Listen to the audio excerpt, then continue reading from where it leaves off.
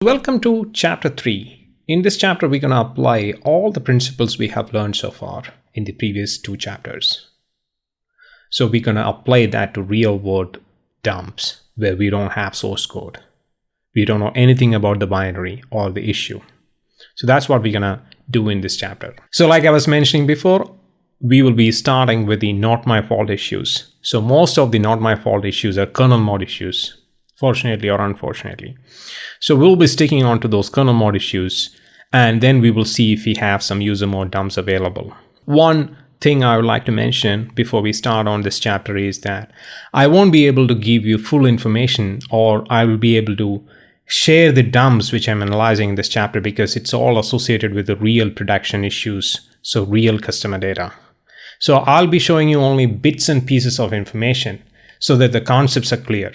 So you may have to stick with my analysis in this particular case. Now, the good thing is that you can also submit dump towards this chapter.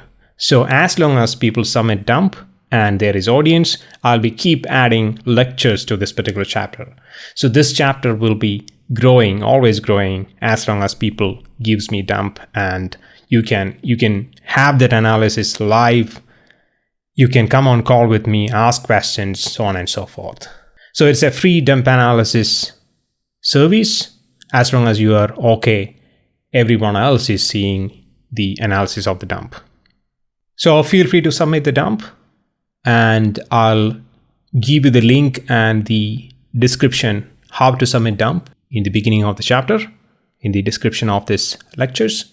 Now, being said that, let's start with the not my fault issues. These are some of the things we already discussed. We won't be knowing anything about the binary or the issue we are troubleshooting. It's all going to be real production issues. You can submit your own dumps, like I was mentioning. No identifiable information or private data is given out. When I analyze the dump, if there is anything comes up, I'll keep it private. Be sure about that part. Like I was mentioning, this chapter is supposed to grow as and when people submit the dumps. Again, what is our target? Our target is to isolate to a particular binary. We are not expecting source code for any binary we are troubleshooting in general. Isolate to a particular binary, that is our target. We will see if we can get a little more deeper as and when the case comes up. But normally, to isolate to a offending binary, that's our target.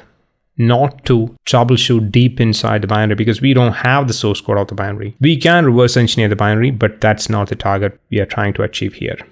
Almost always, we don't have the source code of the offending module. Unless we are developing some code of our own, we won't be having the source code available. Sometimes the problem goes into the Microsoft binary.